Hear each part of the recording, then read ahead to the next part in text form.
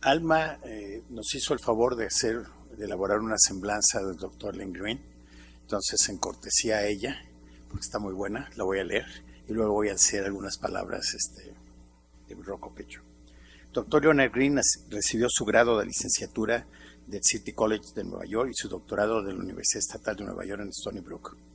Después de completar la investigación postdoctoral, Len se aventuró al oeste de Missouri, donde ahora es profesor de Psicología en la Universidad de Washington, San Luis, y profesor de Economía. También se desempeñó como director de estudios de licenciatura para el Departamento de Psicología y Ciencias del Cerebro. El Dr. Green es uno de los desarrolladores de Economía Conductual, un campo transdisciplinar que combina la metodología experimental de la psicología con la construcción teórica de la economía. Ha publicado más de 150 artículos y capítulos de libros, es coautor del libro Teoría de la Elección Económica, un análisis experimental de comportamiento animal, y editor de avances en economía conductual, cuyo tercer volumen es subtitulado Uso y abuso de sustancias. Ha sido editor del Journal of the Experimental Analysis of Behavior, editor asociado del Pavlovian Journal of Biological Sciences y es consultor editor de conducta y economía. Lo dejo ahí, el último párrafo es acerca de quien ha financiado su trabajo. Para mí es verdaderamente un honor presentar a Dr. Green, Len, le decimos los amigos. En septiembre de este año se va a cumplir 50 años de que nos conocemos. Nos seguimos viendo. We just look exactly the same. Yes, old. It's not that. Pero lo más importante para mí son dos cosas. Uno es el poder apreciar que alguien que tiene el nivel de él se toma la molestia de venir a este país y dedicarle una semana completa de su tiempo a entregarse a ayudar a los estudiantes de licenciatura y de posgrado. Y lo hace con mucha humildad y con total entrega. Pero la parte más importante es que en este auditorio sí he escuchado con frecuencia conferencias acerca de economía conductual y es un tema que ahora está de boga y de moda en nuestro país y en Estados Unidos y en otros países. Pero yo creo que es un término equivocado y que no será un reconocimiento al origen real del área. Y el origen tiene que ver con el trabajo del Dr. Green. Y de Howard Rackling, que fue profesor de ambos, de nosotros dos. Desde nuestra perspectiva, economía es un subcampo de la psicología, no hay tal cosa como economía conductual. Hay psicología que es aplicada a problemas económicos y la psicología aplicada a problemas económicos se le conoce como economía. Pero la teoría es básicamente una teoría del comportamiento, que es la teoría de maximización, la teoría de elección. Y uno de los principales promotores y presentadores de esa teoría es precisamente el Dr. Green, de lo que nos va a hablar un poquito hoy. Eso es muy importante porque una de las grandes contribuciones es el análisis experimental del comportamiento, cómo abordamos experimentalmente el comportamiento. Entonces recuerdo hace un buen número de años que acababa de llegar a San Luis y le pregunté qué estaba haciendo.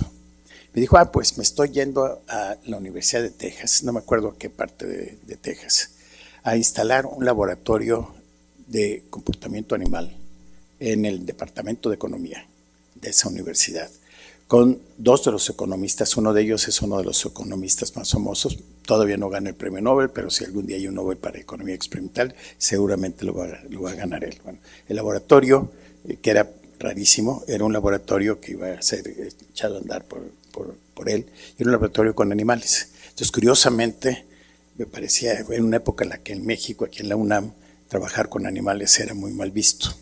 Entonces, me parecía extraordinario que un departamento de economía fuera a echar a andar un laboratorio de análisis experimental de la conducta con animales, cuando nosotros estábamos cerrando los laboratorios con animales en nuestro departamento, en nuestra facultad. ¿Sí? Entonces íbamos exactamente en el sentido contrario de lo que iba el resto del mundo. El segundo tema en el cual ha sido su trabajo se ha centrado, que es muy destacado, que es el problema de descuento temporal, que creo que es el tema del que nos va a hablar hoy. y tiene una perspectiva que ha sido también importada desde la economía. Otra vez, no siempre se le da el reconocimiento que se le da al trabajo que se hace en nuestra disciplina. Pero él va a hacer algunos señalamientos que creo que van a ser muy importantes para entenderlo con mayor precisión. Entonces, sin más, no les quito tiempo a lo que él está presentando. Quiero que le demos una bienvenida con un abrazo fuerte al doctor.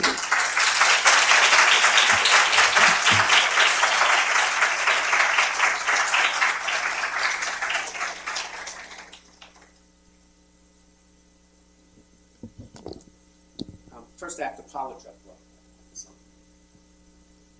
I have to apologize for using this microphone. I don't want to, but they told me I have to. And I listen. And as Dr. Bozas was saying, it's going to be 50 years, and we do look the same. We've dyed our hair white just to make it look like we've aged. So one is, so I appreciate you being here and coming, what for some of you is pretty early. And it's a special privilege for me to come. I'm trying to figure out yesterday how many times I've been here, 4 or 5 times, and I love coming here. So, or another way to think of it is I've given a few talks here, and maybe you keep having me back until I finally get it right. You know, keep trying. So I want to talk about discounting, and some of what I'm going to present, you know, some of you know, and it might be repetitive, but I need to do it to then lead to the end part of my talk, which is going to relate to, I think it's going to relate to substance use, abuse, misuse, addictions. And I'm not sure how it's going to work out, because I've not presented that stuff before, and also what I want to do in it is use data from experiments we've run with colleagues here at UNAM. So I want to show some of the work we've done with them. So we'll see. So I'm more nervous than usual. So it's a very long title. There are 3 parts to the title. So I'm going to talk about delay and probability discounting. Discounting, from many people, think that it relates to issues of impulsivity and self-control. So if you discount very steeply, you're impulsive. If you discount shallowly, you are self-controlling. And so I want to talk on whether this idea of impulsivity represents a trait. Some people have this trait called impulsivity. Some have a trait called self-control. And then I want to present some brief data on the underlying processes. For example, are delay and probability discounting representative of a single trait and of an underlying unitary process? And then after doing that, then I think I can lead to implications for substance use and addiction. So let's give it a try. The other title, which I rather like this title, even though it might not be understandable, but what I want to show at the end is, I guess, 2 things. I want to argue discounting research is very important, but it's complex, and I think it's viewed too simplistically. There are people who think discounting is just going to, make the world great. I want to cure addiction, just take the addicts and have them reduce their rate of discounting, and now they're not going to shoot up with heroin anymore. I want to argue the nonsense of that approach. But what I don't want to do is have you leave thinking discounting is useless. Why should we bother studying discounting? So I need to balance that discounting is important, but it's not the panacea, it's not the solution to the world's problems. So I want you to leave feeling good about it, but understanding it's not simple. And it's good that it's not simple because it keeps us employed. Right? So let me be sure you understand delay discounting. It's the decrease in the subjective value of a reward as the time to its occurrence increases. So the more delayed a reward, the less its present subjective value, right? $100 in a year is worth less to you than even, say, $60 right now. So the $100 gets discounted. The more delayed, the lower its present subjective value. Similarly, with probability discounting,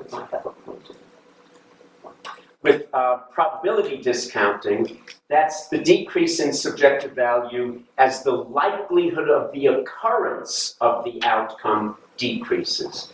So as you're less likely to get the reward, its subjective value decreases. Okay, so that's delay discounting and probability discounting. And the first thing I want to do is make sure I get you to agree, or at least not to walk out yet, that discounting is important in everyday life, in everyday choice situations.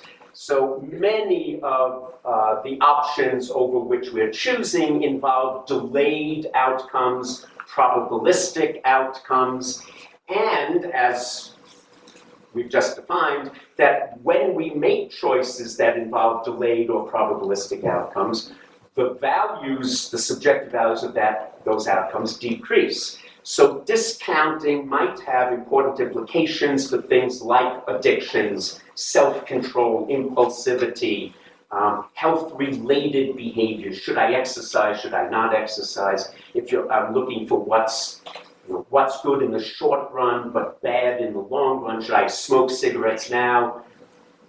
Which, nicotine is a wonderful drug, but it has delayed and probabilistic adverse health consequences. So these choices involving delay and probability are extensive, okay? And discounting is involved there, so it's important to study. And the conflict between we prefer more, but it's deferred. Like, we prefer to live longer and healthy. Obviously, that's deferred, that's later, but we often, frequently go for this sooner, more immediate. I'll shoot up with the heroin now, I'll smoke cigarettes now. This conflict between the smaller sooner, going for the more immediate pleasure, or delaying and getting the greater long-term pleasure is a classic conflict. It's in economics, it's in psychology, Freudian theory, id and ego, it's all that is part of it. The letters of St. Paul, the Greek philosophers, I'll even give you a quotation from Aristotle. So religious issues revolve around going for the smaller sooner versus waiting. I mean, religion, behave now so that you have eternal life later. I mean, talk about a long-term better outcome. So this conflict is part of every discipline I know of that does research on issues of choice behavior. Here's the original temptation, right? Do I have that now, or do we live in Eden forever? Some of us don't find that a good time. Why would you want to leave? That's boring. But for some people, they like that. So there's the original temptation. I don't know if you can read this cartoon, and I apologize. It's some sort of cartoon, Calvin and Hobbes. But what I like about this is it really sets up how we typically think of self-control. So there's, I assume it's Calvin. If it's not, it's Hobbes. It's one of them. So he's standing there with a snowball in his hand and a pack of snowballs in the background. And he says, throwing these snowballs would give me immediate and certain pleasure. Sort of like smoking a cigarette. Refraining from throwing these snowballs in the hope of being rewarded at Christmas is delayed and uncertain.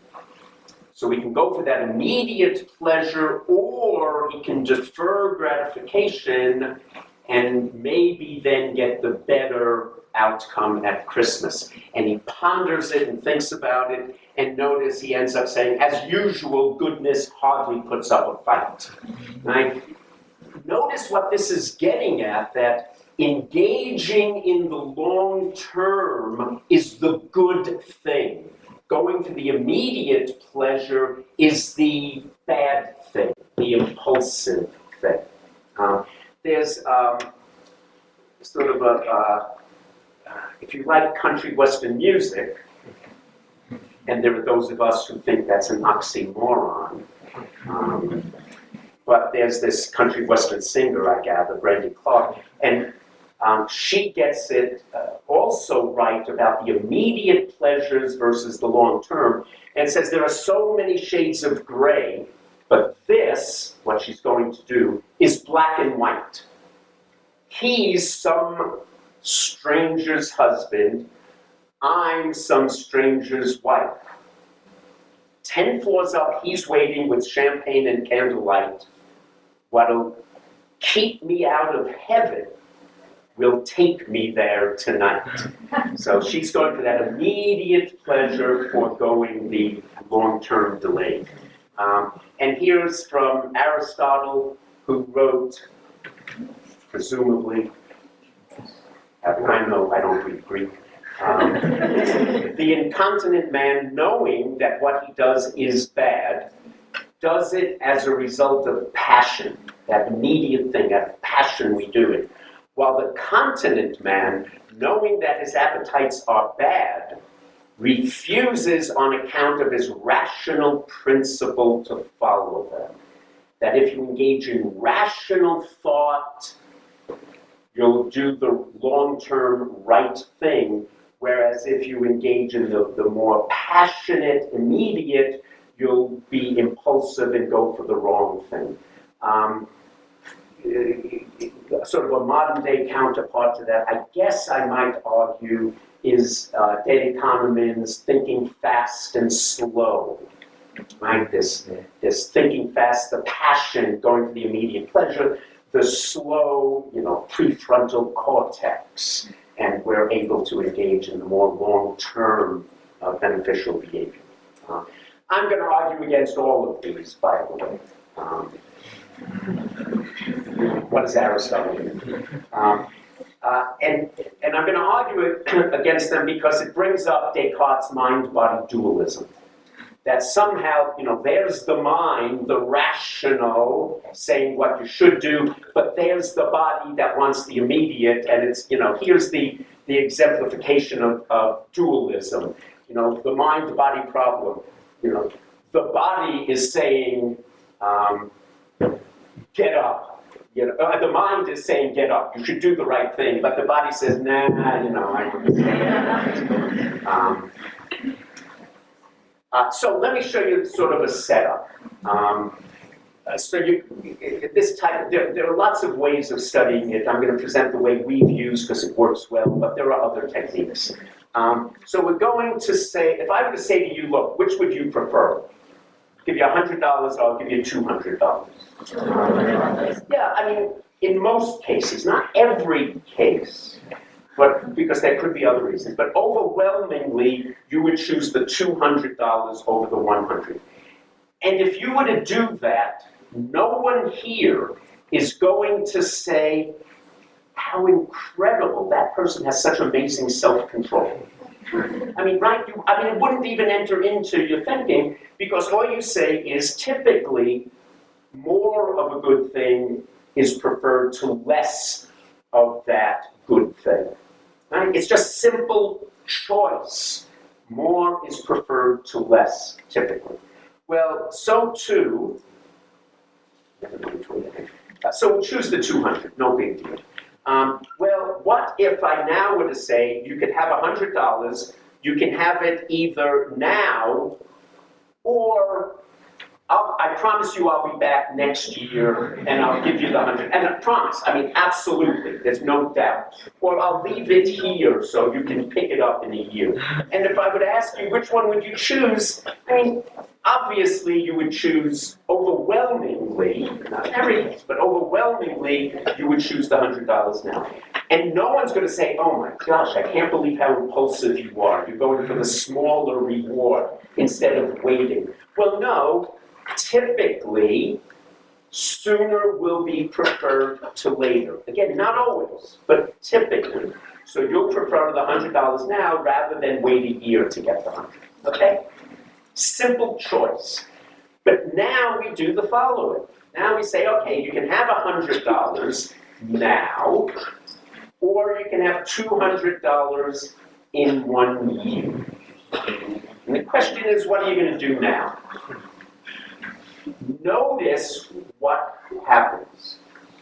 It's within this framework of self-control and impulsivity.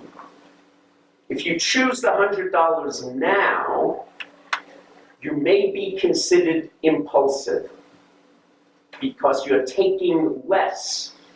Whereas if you wait, if you defer gratification, if you let ego take over as opposed to id, then you'll wait because then you'll get the larger later reward. What I don't like about, well, there's many things I don't like about this approach. Maybe at the end I'll mention others. But right now what I don't like is notice you prefer the larger to the smaller, and that's simple choice. You prefer the sooner to the later, and that's simple choice. That has nothing to do with anything inside of you. It's just simple choice.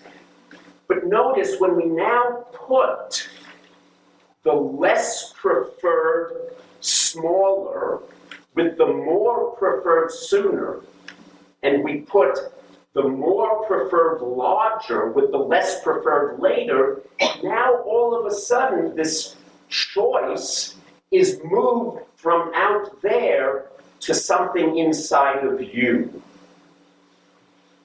So now, So now if you choose this, you have self-control. And if you choose this, you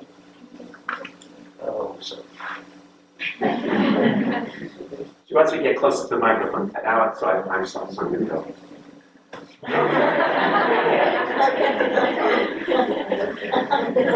I'm sorry. I want to know why, when we go from simple choice to more complex choice, all of a sudden it becomes something inside of you. Some of you have self-control, some of you don't. Some of you are good, others of you are less good. I don't like that conception. I think it's wrong. I think for social political reasons, I think it's a problem. And I think it supports this dualism that I don't like. It's just more complex choice. And what's nice about the discounting framework is it helps us understand when you'll choose the smaller sooner and when you'll choose the larger later. Okay, so you've already seen this. So I want to talk about how we assess discounting. You're probably familiar with Walter Mischel's classic work called the marshmallow test. You know, you can have one marshmallow, but if you wait and when I come back, then you'll get 3 marshmallows, and he looks at how long they. So you're familiar with that marshmallow test work, a really interesting work. So let me. This is an updated marshmallow test from from 2 years ago. I would assume you can recognize who this is, even though there isn't orange hair on it. And our Chief Justice, that's an oxymoron in his case also. Justice has nothing to do with him. You can eat the one marshmallow right now, or if you wait 15 minutes, I'll give you 2 marshmallows and swear you in as President of the United States.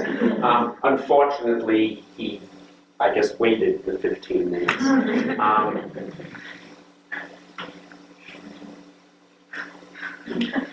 I'm trying to decide if I should say this or not. But the real reason I've been sent down here is because, you know, I'm here to accept your contributions that you're supposed to be paying for the wall, remember? So I'll take them on my way out and bring them back to the United States. And in fact, I'll be happy to bring them to Trump and make clear where he can put it. Okay, so how do we study discounted and delayed rewards? This is for someone like Vladimir who, you know, does pigeon work, so when he wants to switch to humans, this is the way he wants to do it. It didn't work, but it was a good try. Probably would work. So, you know, sit in front of a computer terminal and you'll be given choices. Obviously, you can't read that. I'm sorry. But you're given choices like this, hypothetical amounts, obviously. You can have $10,000 right now, or you can have $20,000 in a year. Okay? So you can have the smaller sooner or the larger later. And we're going to adjust the amounts to see how your behavior varies. So this is called the adjusting amount procedure. There are other procedures. I'm not here to say this is the only good procedure. It's just a reliable one. You get discount functions. You can test out different mathematical models. So it provides good data. And we do it simply. Let's say it's the delayed amount is $1,000. The delay is 6 months. And we say, okay, you can have $1,000 in 6 months, or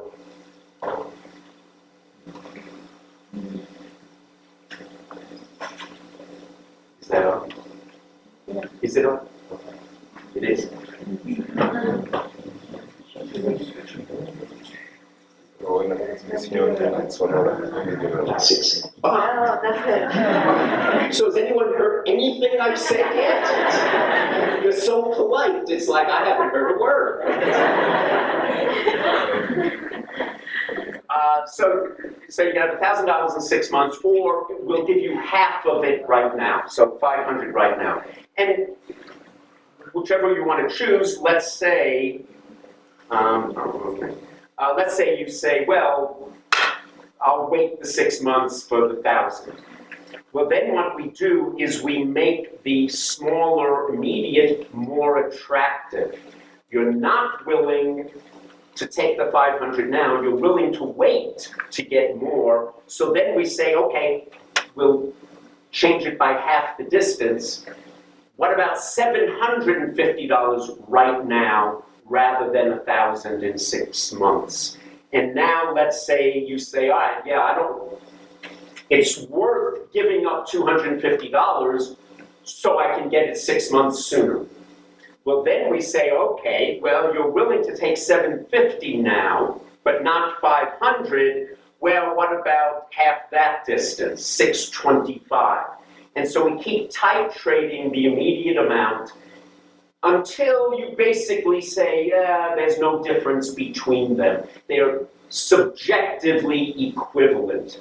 So here it might be $696 now is the subjective value of $1,000 in 6 months. And then we just plot it. So here's 6 months and $696. And now we'll do the same thing again. We'll say, okay, what about $1,000 in a year? versus 500 right now, and we'll adjust the amount. What about 1,000 in 10 years and 500 now and adjust it? And you get, so let's say 1,000 in 2 years. Now you might be willing to say, well, about 300 is what it's worth to me right now. And we do that at all different delays, and we end up with all these nice data points. And notice you get nice discounting. The greater the delay, the lower the subjective value. Okay, so we have nice data there. And so, in fact, these are real data of a $200 delayed reward at different delays, and we connected the dots there, so you get lovely discounting. So there's delayed discounting. Well, then we could also do this with probabilistic rewards, where instead of $500 now and $1,000 in 6 months, we say you can have $500 for sure, or you can have $1,000 with a 70% chance. Okay, it's probabilistic, you may or you may not get it. And we do the same type of procedure. So if you say, I'm willing to take the risk, I'm willing with a 70% chance to hope for the $1,000, well, then what we'll do is we'll increase the amount of the certain. Well, you can have 750 for sure, you still want to risk 1,000 with a 70% chance. And we do that, we keep adjusting the certain amount until you're basically indifferent. And here's the discount function. We convert probability to odds against. I don't have to explain now why, but it's nice. That's not why, but it is nice. So as you see here, the subjective value of $1,000 decreases as its likelihood decreases. As you're less likely to get it, it has less value. And there's actual data on the discounting of a $200 probabilistic reward. Okay? So that's how we do delay discounting, and that's how we do probabilistic discounting, and you get nice data usually, frequently. I don't want to spend much time on this. I just want to put in a plug for psychology over economics.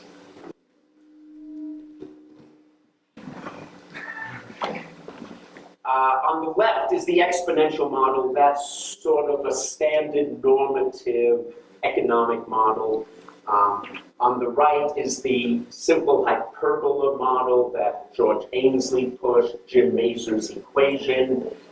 V is the subjective value. How much is $1,000 worth to you right now? That's like the 600, like V would be $696 in that example I gave you. A is the amount, the actual nominal amount, so in that case would be $1,000. And then you have and X is the delay, a year, 2 years, 3 years, or in probability would be odds against. And there's one free parameter, that's B, which is the sort of individual discount rate parameter. For those of you who discount very steeply, B is a high value. For those of you who discount very shallowly, it's a low value. You might think of it as, well, addicts have poor self-control. They should have a large B. Whereas Zen Buddhists should have a low B. Okay, it's an individual rate discount parameter. And so notice both models are a single parameter, same values and stuff. So we can do the discounting, then fit the exponential and fit the hyperbola, and there's no contest. The solid circles on the left are the discounting of a $1,000 delayed reward. The open circles on the right is the discounting of a $10,000 delayed reward. Notice you get lovely discounting. The dashed green is the best fitting exponential. The solid red is the best fitting hyperbola. Notice the hyperbola fits far better than the exponential. So we can for now, we can throw out the exponential. Very famous quotation, doesn't really relate to this type of work, but it's a very famous quotation that says, essentially all models are wrong, but some are useful. And I like that approach to model building. We build models, and yeah, they may be wrong, but some are useful. What I want to argue is, yeah, but some are wronger. So the exponential is the wrongest, but even the hyperbola is wronger. So we've developed a more generalized form of the hyperbola called the hyperboloid. And notice it's the same as the hyperbola, except the denominator gets exponentiated. Okay, so you still have subjective value, amount, delay or odds against. B is the discount rate parameter. And now we've added S, which for delay is this non-linear scaling. You know that amounts don't increase, the value of an amount doesn't increase linearly, it's negatively accelerated.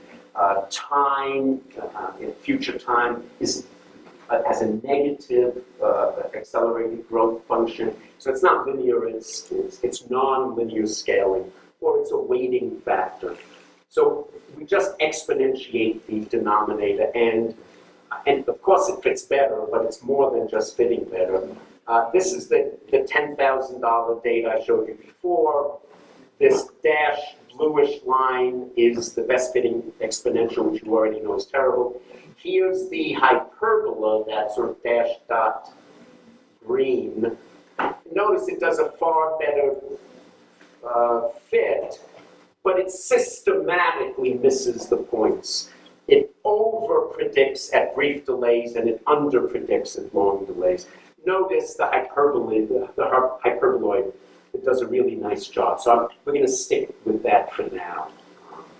It's a good model. I'm sure it's wrong, but it's useful. More useful.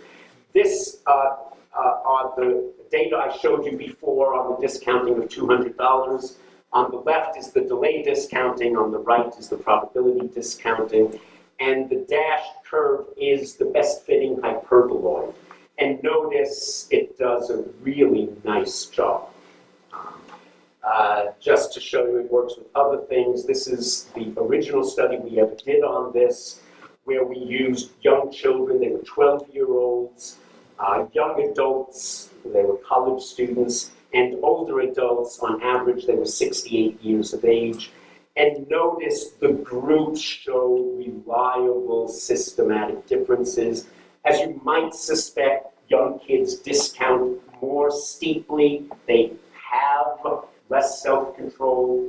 The older adults have more self-control. So you get steep discounting by the kids, the young adults less steep, and the older adults even less steep. So that fits. Oh, and notice how well the hyperboloid fits all three age groups. It fits them beautifully. This I'm going to show you again later because it's related to the work on addiction. This is, on the left, some work by Matt and his group with heroin addicts. On the right, Bickle and his group with smokers. And controls in each group, they were discounting money, the controls and the addicts. And the addicts also discounted, in terms of money, an equivalent amount of heroin or of cigarettes. What I want you to notice, first of all, is the hyperboloid fits the controls, the heroin addicts, and the smokers. The hyperboloid fits the discounting of money, and it fits the discounting of heroin and the discounting of cigarette smoking. And it also shows, as you might suspect, that heroin addicts discount money more steeply, that's the solid blue, more steeply than the controls. After all, they're heroin addicts, they have self-control problems. Notice they discount more steeply than do controls, just like you would suspect. More on that later. And they discount their drug of abuse more steeply than money. So they discount heroin more steeply than the amount of money that would be the equivalent to that heroin, okay? So addicts discount more steeply than controls, and they discount their substance of abuse more steeply than money. All's well and good. So this shows you the hyperboloid works, and very general. But despite those clear similarities between delay and probability discounting, there are significant differences. And there are many. I'm just going to stick with one phenomenon most importantly. And that's amount of reward has opposite effects on the degree to which you discount a delayed reward and the degree to which you discount a probabilistic reward. Specifically, larger delayed rewards are discounted less steeply than smaller delayed rewards. So a $1,000 delayed reward is discounted less steeply than a $100 delayed reward. It's a very robust finding. However, with probability, it's the reverse. A larger probabilistic reward is discounted more steeply than a smaller probabilistic reward. So amount affects delay and probability in opposite ways. That's important because if you think discounting represents a unitary trait, and as behavioral biology believes and many other fields believe, that delay and probability are really the same thing.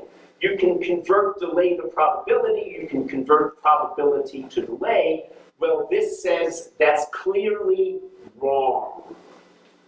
Because if delay and probability are interchangeable, then any manipulation which affects one must affect the other in the same way. But in fact, amount affects them in opposite ways. And here are the data. These are from humans. We had two samples, so we had two large samples. They were discounting a delayed large amount or a delayed small amount. Notice they discount the small amount much more steeply than they discount the large amount in both samples. However, if you look at their discounting of probability, it's the reverse. They now discount the larger amount more steeply than the smaller amount. You can use area under the curve if you don't like any of the mathematical functions. It becomes important because all I want you to get from area under the curve is notice they discount the delayed smaller amount more. So the area under its curve is less than the area under the larger amount. Do you see that? So the greater the area under the curve, the less they're discounting. And notice with probability, the area under the curve under the large amount is less than the area under the curve of the smaller amount. I had to do that because of this figure. So this is area under the curve. 0 would mean they discount completely. 1 would mean they don't discount at all. As you vary amount from the delayed amount from $20 to $10 million, yeah, it's absurd, but notice the area under the curve increases. So the larger the delayed amount, the less they discount. But now compare probability discounting with delay discounting. Notice with delay, as amount increases, they discount less and less. With probability, as the amount increases, they discount more and more. So what is that? Oh, then What about that hyperboloid function? This function fits delay discounting and probability discounting. How do the parameters behave? Well, it turns out amount has different effects on the parameters. So here's the B parameter, that's the individual discount rate parameter. For delay discounting, notice the S parameter, the exponent, stays relatively constant, as it should if it represents nonlinear scale. I mean, that's just a truism. Notice the S stays relatively constant, but B decreases with amount. However, notice with probability, it's different. With probability, B stays relatively constant, but S increases. So, amount of reward has opposite effects on discounting delayed and probabilistic rewards, and different effects on the parameters. So what does that mean? So don't worry if you get all this. Here's the important thing. What does it mean? It means delay and probability don't reflect the same process. If it's the same process, the parameters have to work in the same way. So we can rule out delay and probability as involving the same process. Then the question is, do they both represent the same trait of impulsivity? And the answer, of course, is going to be no. What you mean by trait is a consistent pattern of behavior across time and situations, right? If you're aggressive, you should be, if you have this trait of aggression, you should be more aggressive than someone who doesn't have the trait across situations and across time. So do delayed probability reflect the same impulsivity trait? If they did, then those who discount delayed rewards more steeply, they can delay gratification. They discount steeply. They should discount probability less steeply. That's hard to get. If you don't have self-control, if you don't delay gratification, you'll discount steeply the delay. If being impulsive means you just choose, you don't care about the risk, right? I don't care what the risk is, I'm going to do it anyway. Well, that means you shouldn't discount probability. So you should see a negative correlation between delay discounting and probability discounting. And the answer is you don't. You just don't. We've done many studies and many other labs have done it. There isn't a negative correlation. In fact, if anything, there's a positive correlation. Well, and here's the results. These are different amounts, small amount, large amount. Notice all the correlations are positive. Sometimes they're significant, sometimes they're not. I don't care. All this shows is there isn't this underlying trait called impulsivity, that you can't delay, you don't engage in forethought, you don't take into account the risk. All of that means you're impulsive. This is saying no. They're separate things. Those who discount delayed rewards more steeply, in fact, tend to discount probabilistic rewards more steeply. It's the opposite of what a trait theory would predict. That's going to become important. So we looked at the discounting of different commodities: money, beer, soda, candy. On the left is the discounting of when they're delayed. Notice money is discounted less steeply than consumables, beer, soda, candy. You discount more steeply than money. But with probability, they're all discounted equally.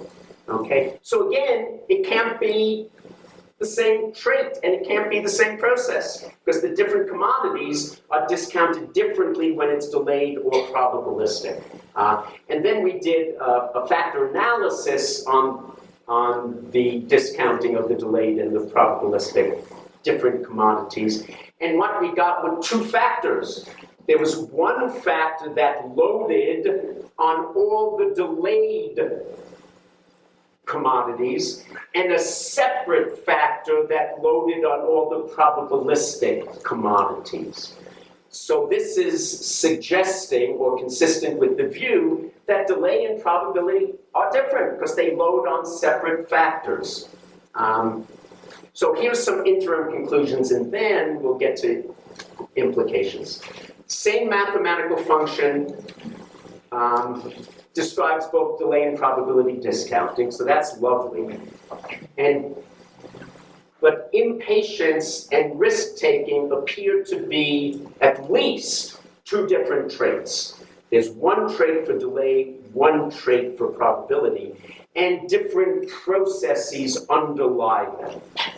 So, what does this mean?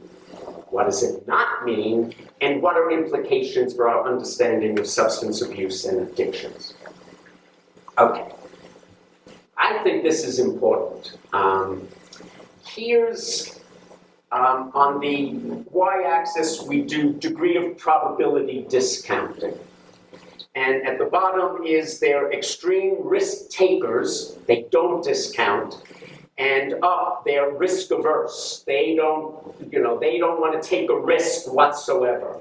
So here they don't take risks. Here they take risks. So degree of probability discounting from extreme risk taking to extreme risk aversion. On the x-axis is extreme patience. They can wait forever. Or impatience. They can't wait. And here are the data. You know, this I'm showing you a slight positive correlation because that's what the results show. The fact that there's no strong correlation doesn't mean that some people or some groups don't show impulsivity for both delay and for risk. Because there could be groups that are here like, say, addicts. Addicts are the ones, many of you work with addicts. Addicts are ones who can't wait. I need my drug now, you think. So they discount delay very steeply, and they take risks. You know, they share hypodermic needles, which is a very risky behavior. So this group, in fact, there will be that negative correlation between probability and delay discounting.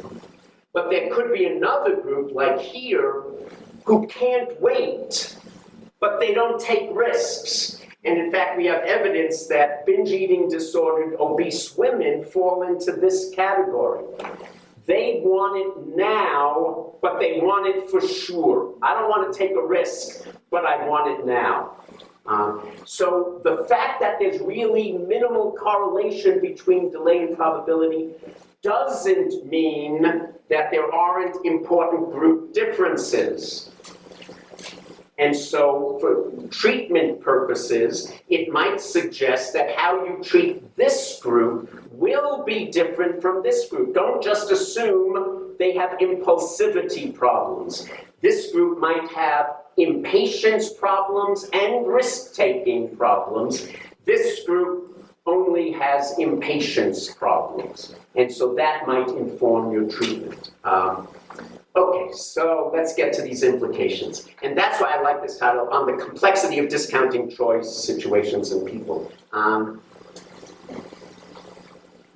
want to argue that it's too common these days that it's viewed that if you choose the smaller sooner rather than the larger later, you have a self-control problem. I want to argue against that, and I want to argue in one sense trivially.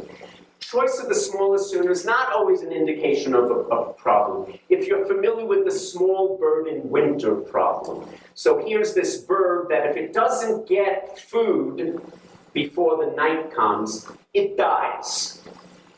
Okay? It's the small bird in winter, doesn't get enough food, it's dead the next morning. Well, that bird is going to be very impulsive. When there's anything, you better eat it now, because if you wait thinking you're going to get something better, you might be dead. Well, I want to argue that bird taking the smaller sooner is not an impulse control problem. I think that's smart behavior. So choosing the smaller sooner is not always an example of some problem. Also, another trivial example is, I offer you the choice, you can have $200 right now, or I'll give you $2,000 next week. How many of you will wait? Now imagine you're a single mother, you have a job, you have a car that breaks down on the way to work. You don't get to work today and the rest of this week. You're going to be fired. It's going to cost you $200 to fix the car.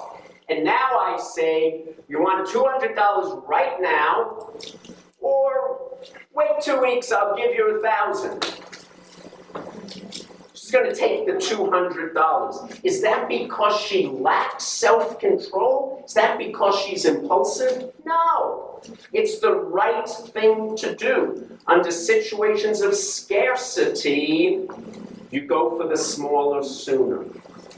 Nothing wrong with the individual. So just because you choose the smaller sooner doesn't mean there's a self-control problem. But remember, there are cases that show a relation between delayed discounting and behavioral problems at the group level. Remember these data. Remember the heroin addicts as a group discount more steeply than controls. The cigarette smokers, the nicotine abusers, discount money more steeply than non-smokers.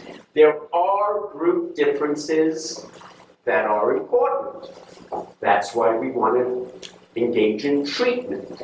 And so, here's a review that Rungan Madden did on ways to decrease delayed discounting. Notice the assumption, a reasonable one. If there's a problem with the ability to delay, you discount too steeply, let's intervene and try to teach you how to delay. How can we reduce your rate of discounting? Right? That's an important applied intervention. How can we reduce the addict's degree of discounting? And there are lots of manipulations that have been tried, some clinical interventions. Okay, these are effect sizes, so if they're above 0, it means they're effective. Notice there are lots of interventions on delayed discounting that are effective. It reduces the individual's rate of discounting. I want to point out, in particular, framing, cueing, and learning. I want to work on these cueing effects, because some of you might know about the episodic cueing on discounting. Very effective. So if you say to an individual, you can have $1,000 in a year, or how much would you take now, they discount. But if you say, okay, you can have $1,000 in a year, but now think about what you're going to do with it. So you have them come up with episodic cues in the future. Oh, well, then I'll go on vacation, I'll drive here, I'll eat out. When you give these episodic cues, they reduce degree of discounting. And so everybody's jumped on this as a good intervention now to work with people with discount rate problems.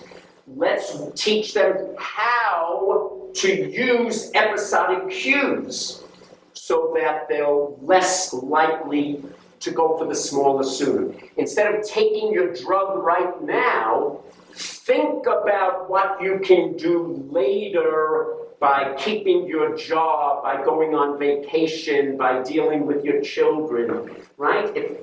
It's a nice intervention. So delay discounting is good. And let me show you, this is some brand new data. Lots of labs have done this. We're not the first. We're the last, in fact. So this is some data from young adults and older adults who do typical discount. Are you familiar with box plots? I'll explain it briefly, but there's younger adults, they're the shaded, and the older adults are the more open, at a discounting of a small delayed amount, discounting of a large delayed amount. We just want to do a big study to show that we get everything of interest. So the rectangle, the bottom of the rectangle is the 25th percentile. The top of the rectangle is the 75th percentile. The horizontal line within the rectangle is the median, the 50th percentile. And these whiskers here, these bars, are the 90th percentile. So it gives a lot of data, a lot of evidence. What I wanted, so the solid here is degree of discounting by younger people. Notice they discount pretty steeply. Younger people discount more steeply than older people. Notice, just look at their median. Here's their rate of the median rate of discounting. We now have them do the episodic queuing. Notice a phenomenal effect. They go from steep discounting way up to here, to shallow discounting. Incredibly effective. Notice the older adults, also the queuing is incredibly effective. This is their discounting unqueued, and it goes up to here when it's queued. And you find the same thing with the larger delayed amount for the young, non-queued, queued, and the older, non-queued, queued. Have I convinced you that queuing is very effective on reducing discounting? And I hope I have, because it does. Okay? And again, it's not just our research here. Many labs have shown it. What we did in this study is we now did probability discounting, unqueued and queued. And here are the results for the probability discounting. Notice the queuing has absolutely no effect on degree of discounting of the small amount, the large amount, and it has no effect in younger or in older. Notice the younger without and with the queue is the same, and the older with or without the queue is the same. So episodic future thinking as a queuing effect is very effective with delay discounting, has no effect on probability discounting. Now, why is that important? It's important because in the literature, everybody, that's unfair. Many people are arguing that delay discounting is a good indicator of self-control problems. People who discount steeply have self-control problems. And what's the evidence for that? Well, addicts discount more steeply than non-addicts. Smokers discount more steeply. Students with lower GPAs discount more steeply. There's some evidence that individuals with eating disorder, who are obese, discount more steeply. Individuals, so there's lots of evidence that degree of discounting in groups with behavioral problems, they discount more steeply. And so the argument is delayed discounting is an indicator of degree of impulsivity. Now notice, episodic future thinking moderates degree of discounting. But for probability has absolutely no effect. So if you think discounting is the indicator of self-control, the idea that there's this unitary thing called self-control or impulsivity, I've already argued is wrong, and now these data, I think, sort of further argue for that. And remember the factor analysis, that there's one factor for probability and a separate factor for delay. In a study we did here at UNAM, and you'll see pictures of them, of Sylvia Morales, Diana, she also has a hyphenated name, all these people with, and Javier Nieto. We did a study where individuals did delay discounting for money, a liquid reward, or leisure activity, different commodities. They did probability discounting of those rewards. And they also did discounting of losses. Instead of you can have $1,000 in a year, how much would you take now? It's you're going to have to pay $1,000. How much are you willing to pay now? And we got beautiful discounting functions. But then Diana did factor analysis on this. And notice you get 3 factors. We get the delay factor for all the delayed outcome, delayed gains. We get a probability factor for all the probabilistic gains, and a separate factor for losses. So there's at least 3 types of impulsivity. There's an impulsivity for delay, there's an impulsivity for probability, there's an impulsivity for losses. And they're separate.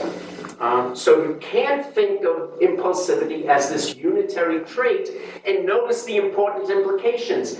It doesn't mean an addict has problems necessarily with delay and probability and with losses. Maybe he doesn't discount losses differently than controls. So if you work on think about the future with these losses, it's going to be ineffective because it's not a problem. Also, I want to argue that sometimes choosing the smaller sooner, depending on the reason, I'm not sure one is good, one is bad. I mean, you think about cigarette smoking is bad, right? Well, you may not know what animal this is. It's a lemming. Remember lemmings jumping off the cliff? Well, so here's this lemming who says, you guys go ahead, jump off the cliff. I've decided to smoke myself to death. Well, that's where engaging in the behavior is smarter.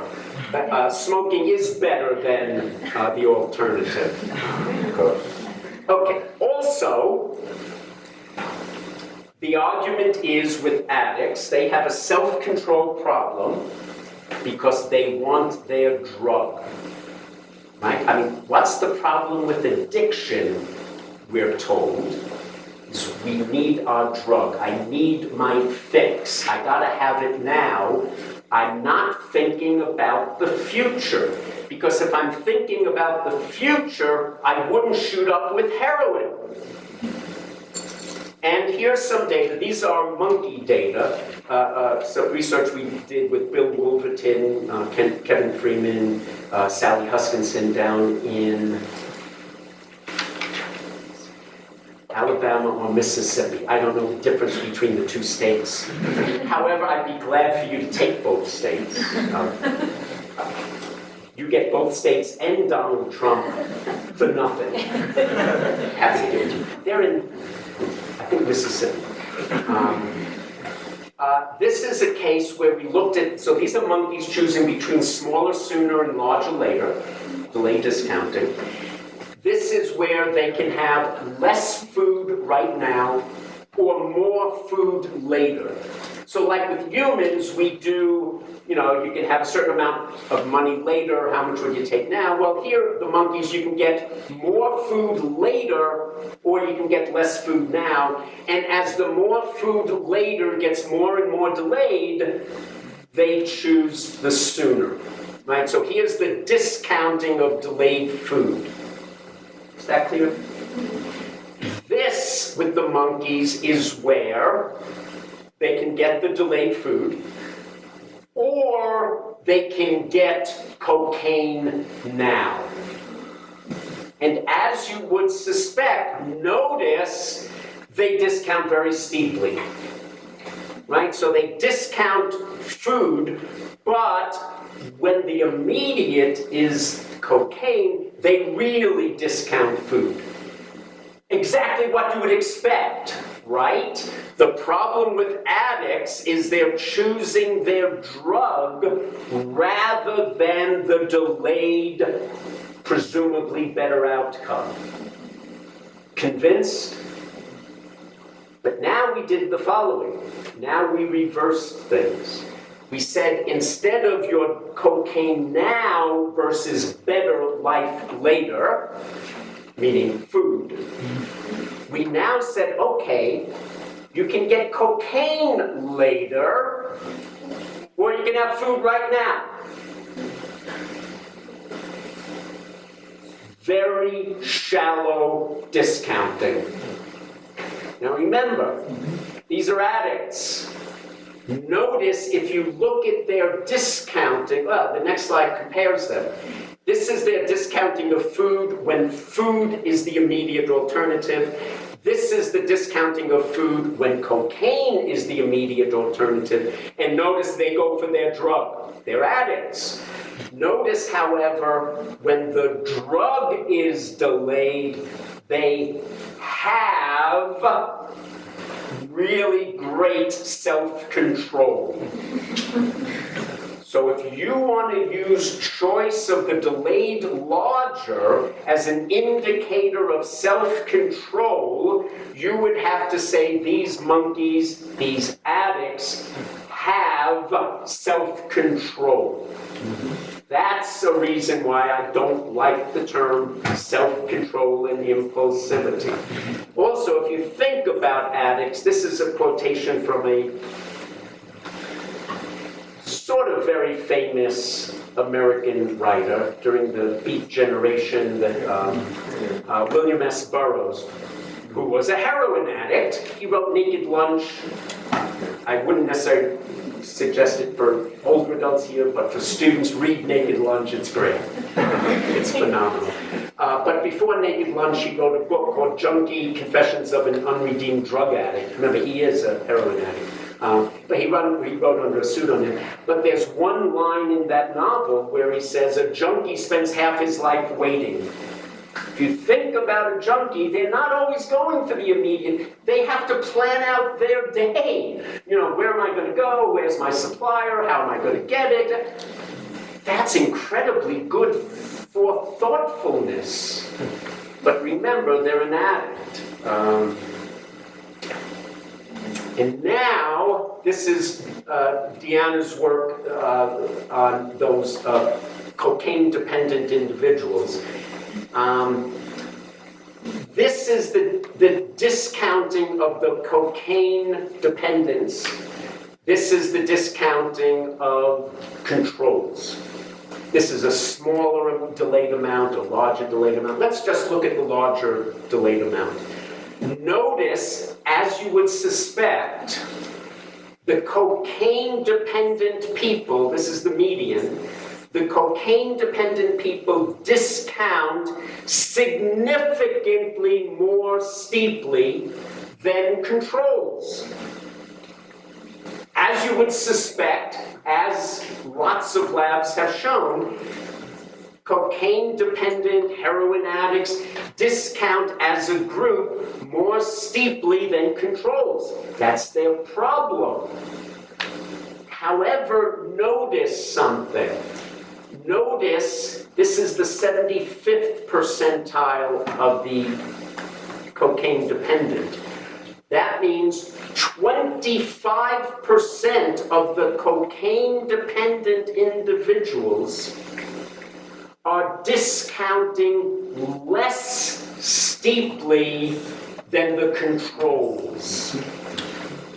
Right? This is the median of the control. This is the 75th percentile of the cocaine dependent. So 25% of the cocaine dependent individuals are discounting less steeply than controls.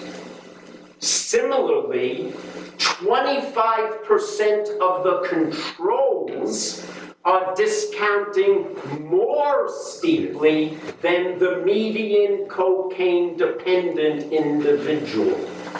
So if you think, now I'm not arguing that addicts don't have a problem. What I'm arguing is if you think discounting is the thing you have to intervene on, and I think you do, but notice 25% of your cocaine-dependent individuals are doing better than your average control. And 25% of your controls are doing worse than your average addict. So you'd better think about that. And to prove to you this is real, it's not just these weird Mexicans. I mean, they are weird Mexicans. Oh, also what Deanna found was, she also, remember she did losses as well. Notice the cocaine individuals discount delayed gains on average as a group much more steeply than controls. But they don't discount losses any differently than the controls. So their problem is maybe with delayed discounting of gains. They have no problem with delayed discounting of losses. Again, these are separate things. And therefore, how you intervene or how you do your educational approaches will depend on whether they're gains or they're losses. But to show you this is real, we did a study with low-income African Americans in the United States who are alcoholics or non-alcoholics. And what I want you to see is the alcoholics discount as a group significantly more steeply than the non-alcoholics. Exactly as you would suspect. Alcoholism is a problem. But again, notice 25% of the alcoholics discount less steeply than the average control, and about 25% of the controls discount more steeply than the alcoholics. Also, we have smokers and non-smokers, the same thing. Smokers discount more steeply than non-smokers, but yet a large percentage of the smokers discount less steeply than the non-smokers, and a large percentage of the non-smokers discount more steeply than the smokers. And I think that's all critically important for intervention ideas and application and education. You're dealing with different groups here. So discounting of delayed gains is different from the discounting of probabilistic gains. And each is different from the discounting of delayed and probabilistic losses. So, final conclusions, thankfully, I'm sure. Discounting is not a measure of one unitary behavioral trait. There are multiple impulsivities. And I don't like the word impulsive because there are different forms of being impulsive. Clearly, there are important theoretical implications for understanding choice, even when you have large group differences, like the heroin addicts, the non-addicts, the cocaine dependent, and the controls. Even when you have those large group differences, it doesn't mean individuals all have problems with impulsivity. And intervention on one type of impulsivity doesn't necessarily guarantee it will be effective on another type of impulsivity. So, as I showed you with the cueing, if an individual has problems with risk-taking, episodic future thinking isn't going to be effective, even though episodic future thinking is incredibly effective with delayed discounting. So I think we need to be more nuanced in our approaches to understanding discounting, how it relates to impulsivity and issues of self-control. I think we also need then to be a little more nuanced in our interventions. It can't be, I mean, as all of you who do intervention know, it can't be a one-size-fits-all. But what I want to say is it's more than it can't be one-size-fits-all. It has to be different depending on which form of impulsivity you're talking about. And of course, we need to extend the research to other situations. What about when delay and probability are combined? What about when you have gains and losses? Like you have to pay now, but you get something good later. Or you get something good now, but you have to pay later. So we have to start looking at how does this discounting framework handle all these other types of everyday choice situations. So we need to extend. So I guess what I'm telling you is there's a lot more to do, a lot more good things, exciting things to do.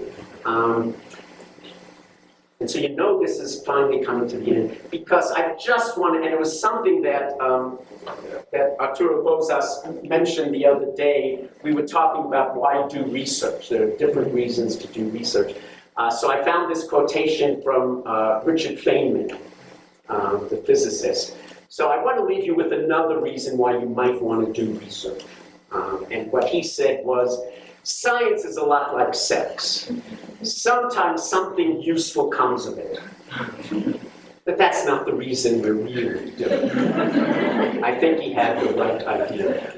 So let me acknowledge this is Joel Meyerson, with whom I do all this work. Joel is incredible. Some of you know Joel. He's just wonderful. And these are the graduate students from my lab over the years: Dan Holt, Sarah Esto, Mark Povich, who's in philosophy. Interestingly enough, Amanda Calvert, Yowa, who's in the lab now, Luis Oliveira, and Ariana Vanderbilt. And these are all the research I've shown you on implications. This is the group from UNAM. This is the group from who did the work with did the work with us on low-income African Americans. And these are the people who did the work with the monkeys and their cocaine. And so, and these are people, friends here for 50 years. Some are much younger, so thank you. That's it.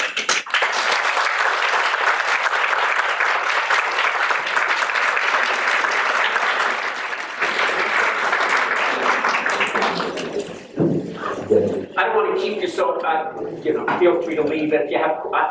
I don't know if you want to allow questions now, or should I just hang out? Yeah, you can. Oh, okay. Yeah. If you have any questions or you want to argue against me, it's fine. Lose your self-control and engage in that immediate, passionate, limbic system attack at me.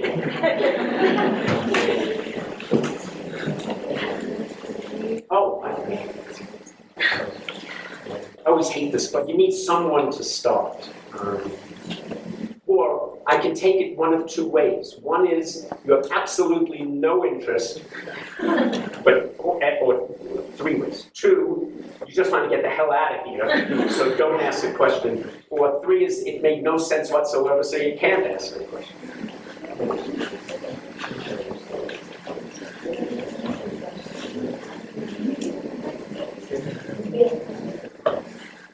It's okay. But if you have any questions, I'm here. I mean, you can come up.